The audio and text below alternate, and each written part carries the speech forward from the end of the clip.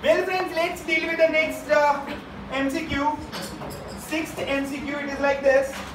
Equation is given by y is equal to कितना कहाँ लोग a sin square kx minus omega t बराबर ऐसा पूछा है कहाँ है ये amplitude and frequency. What is beta? Amplitude and frequency. ठीक है, तो it should be in terms of what? It should be in terms of y is equal to a sin omega t minus kx के term में होना चाहिए, बराबर है. kx minus omega t होगा तो भी चलेगा अपने को, ऐसा कोई अपने को घमंड नहीं, बराबर. चल, सो पर sin स्क्वायर नहीं होना चाहिए उसका घमंड, राइट? नहीं तो फंक्शनैलिटी सेम ही नहीं रहता. समझ पड़ रहा है कि नहीं समझ पड़ रहा है? Functionality is not same otherwise. ठीक है, तो अपने को क्या करना पड़ेगा? अपने को ऐसा बोलना पड़ेगा तो भाई a sin square theta is 1 minus cos 2 theta divided by 2. आखे का divided by 2. So we can say that a sin square कितना हो गया 1 minus cos sin of 2 मतलब 2kx minus 2 omega t. समझ पड़ा? divided by 2. समझ पड़ रहा है ये? किसी को डाउट? डन. चल, तो ये होने के बाद हम लोग ऐसा बोल सकते हैं, a सुमड़ी में अंदर चला जाएगा तो आगे a by 2 minus a by 2 cos of 2kx minus 2 omega t. So this is my y. a by 2 यहाँ पे शिफ्ट आएगा. So y minus a by 2 is equal to a by 2 is a number. a by 2 is a number. लाफा खासू साला हो. So y minus a by 2 is equal to minus a by 2 cos 2kx minus 2 omega t. बराबर? समझा कि नहीं समझा? Clear? अभी आ गया, देखो आ गया. सर साइन कहाँ है बेटा? साइन या कोसाइन हार्मोनिक फंक्शंस यार, हार्मोनिक फंक्शंस, बराबर है. फाइन तो अपने को वो समझ सकते हैं भाई, जा तो वही रहा है, समझे? जा तो वही रहा है, चालू अलग तरीके से हो रहा है, समझे? इसका इनिशियल फेज पाई बाय 2 है, ऐसा मान ले. समझ रहे हैं तू कि नहीं समझ रहा है? पाई बाय 2 फेज है, मतलब वहां यहां से चालू हुआ और ऐसे जा. क्लियर? फाइन. अपने जनरली ऐसे करते हैं तो अभी वहां से ही चालू कर दिया अपन ने wave. So that's why it is cosine function. और ये तो क्या है? एक नंबर ही हुआ. I consider it as y dash minus a by 2 cosine of this is my k dash into x minus omega dash into t. समझ पड़ा? तो मुझे क्या क्या फाइंड करना है? एम्पलीट्यूड. तो a by 2 हो गया एम्पलीट्यूड मेरा. ओमेगा डैश कितना हो गया? 2 ओमेगा जितना. अच्छा, तो 2 pi f dash is equal to 2 into 2 pi f. So I can say that f dash is equal to 2f हो गया. समझ पड़ा? दूसरा क्या फाइंड करना है?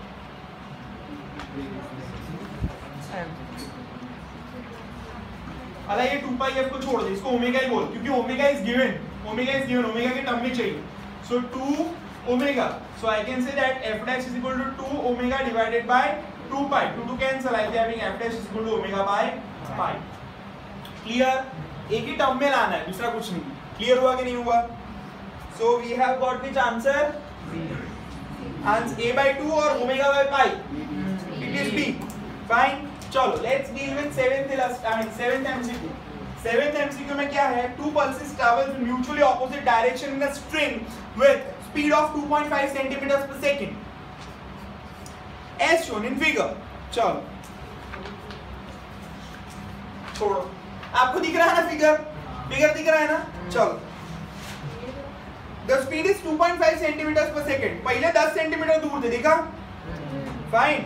Initially the pulses are 10 centimeter apart. What will be the state of string after 2 seconds?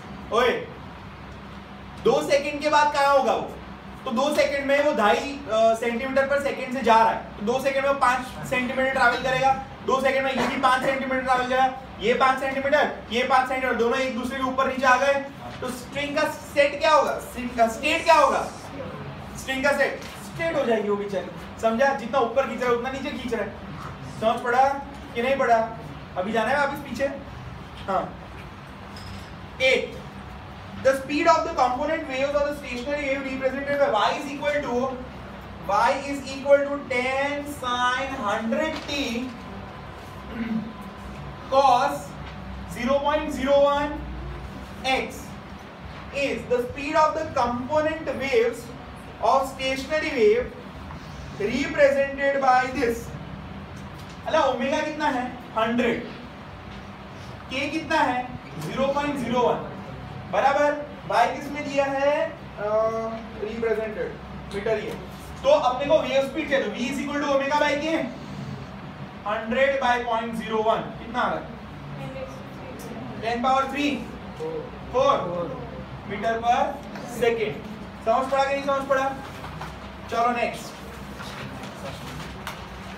The mass of 7 meter long string is 0.035 kg. The tension in the string is 60.5 Newton. Then the speed of the wave on the string will be.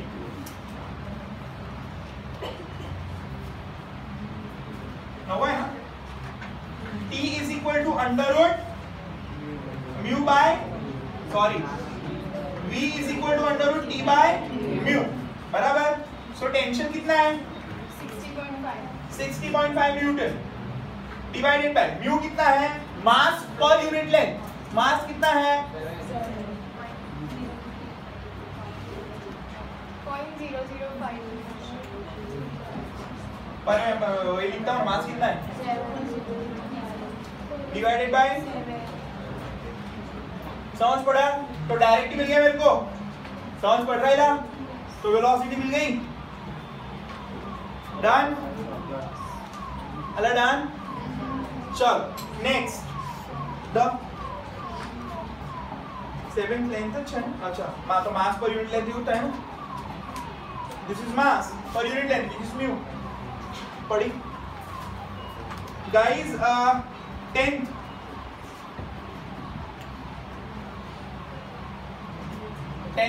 it's like this. The maximum intensity of the beat produced by the superposition of two waves is x times the intensity of superposing wave. Oh my god.